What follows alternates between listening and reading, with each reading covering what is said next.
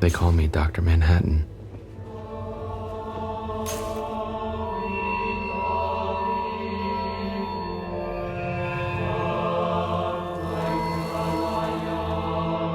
They explain the name has been chosen for the ominous associations it will raise in America's enemies. They are shaping me into something gaudy, something lethal.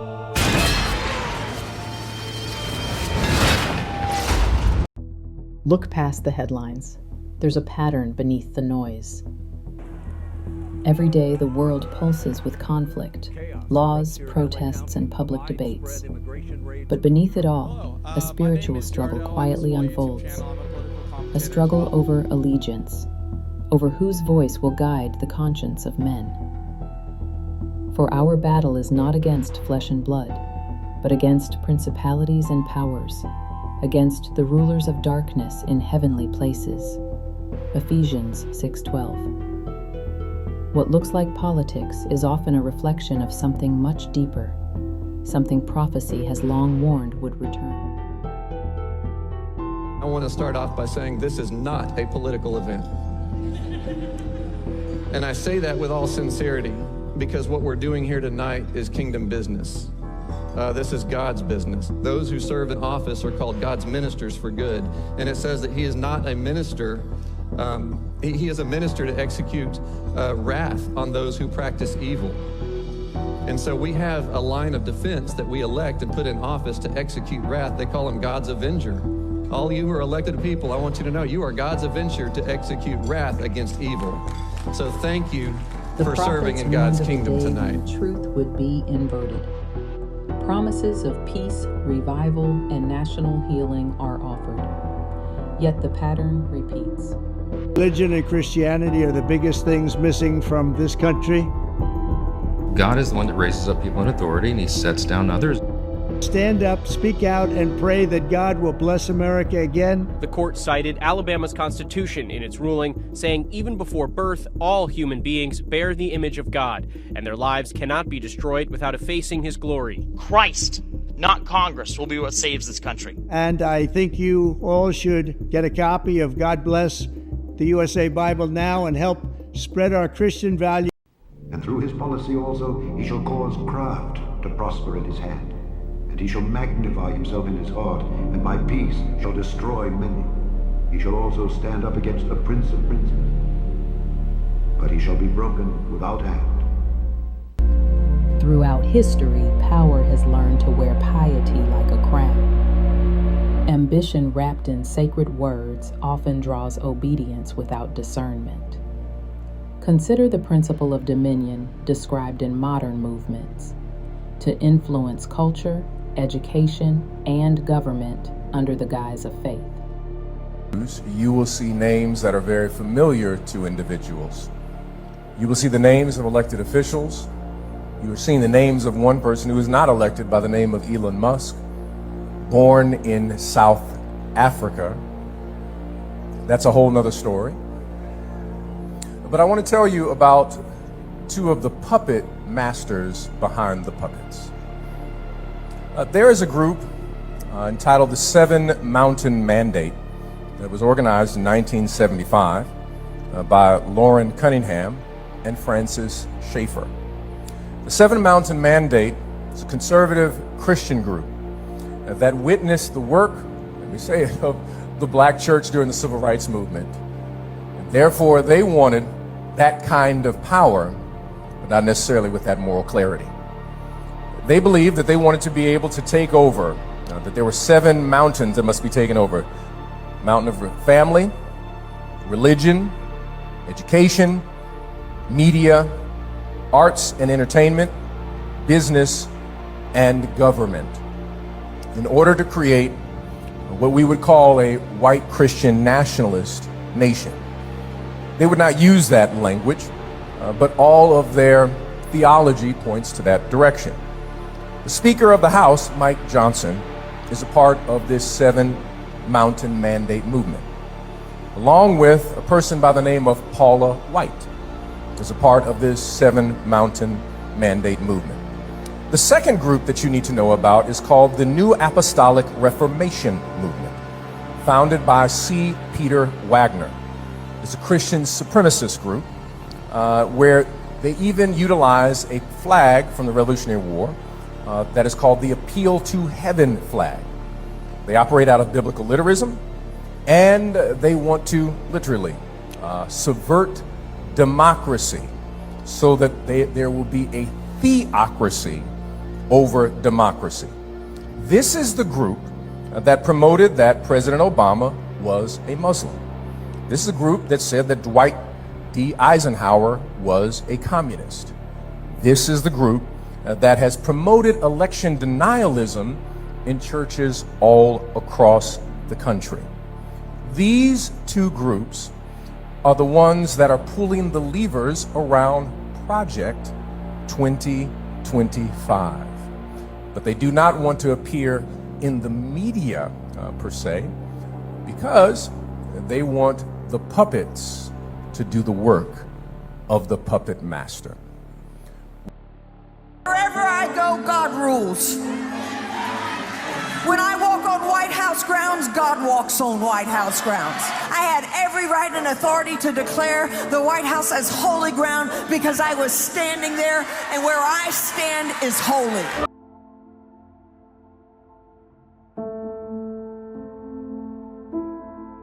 Israel is desolate,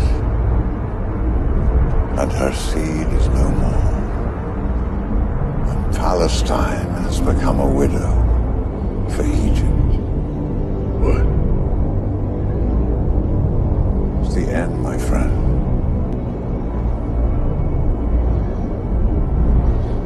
The end is nigh.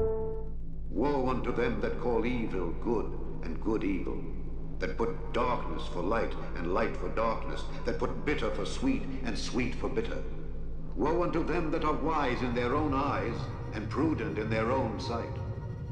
Woe unto them that are mighty to drink wine, and men of strength to mingle strong drink, which justify the wicked for reward, and take away the righteousness of the righteous from him. It feels like there's a battle between good versus evil, a spiritual battle that is being brewing in America. And I'm tired of this separation of church and state junk. In November, we're going to take our state back. My God will make it so.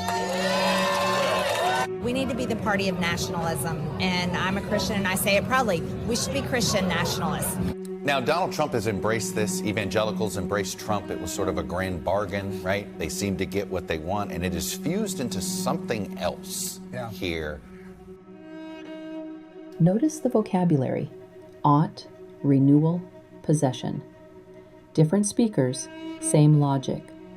Language of holiness used to claim authority, not to invite worship. Whereas we, the church, are God's governing body on the earth, whereas we have been given legal power from heaven and now exercise our authority, whereas we are God's ambassadors and spokespeople over the earth, whereas through the power of God, we are the world influencers, whereas because of our covenant with God, we are equipped and delegated by Him to destroy every attempted advance of the enemy. Everything. But at Heritage, we believe in telling the truth with a smile on our face.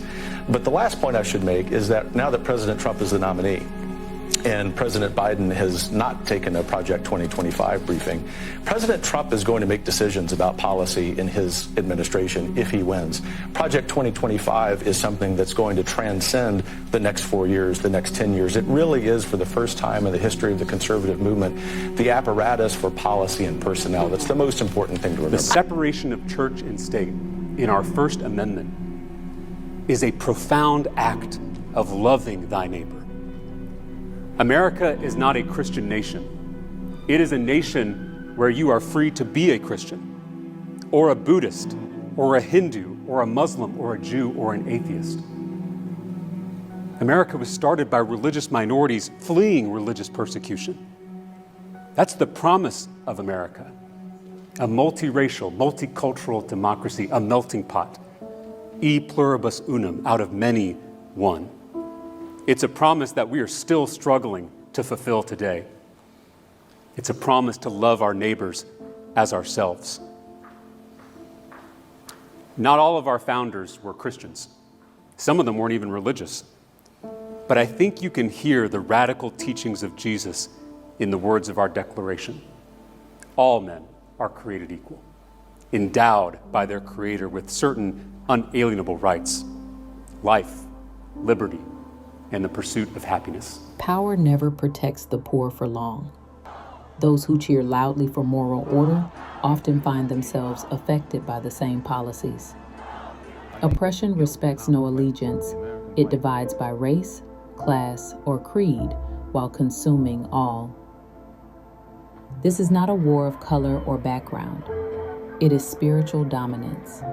And many, even among the faithful, do not see it coming because it wears a familiar face.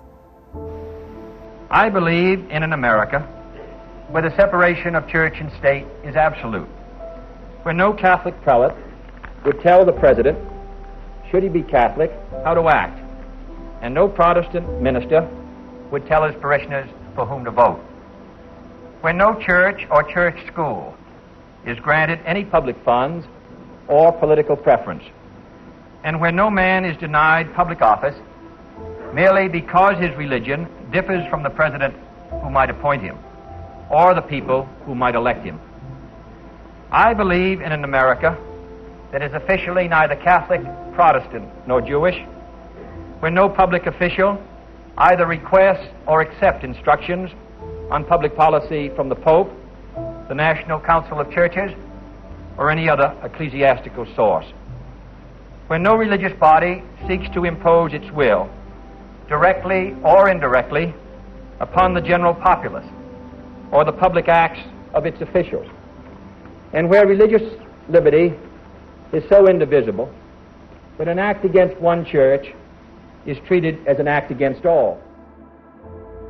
Shall a trumpet be blown in the city, and the people not be afraid? Shall a trumpet be blown in the city, and the people not be afraid?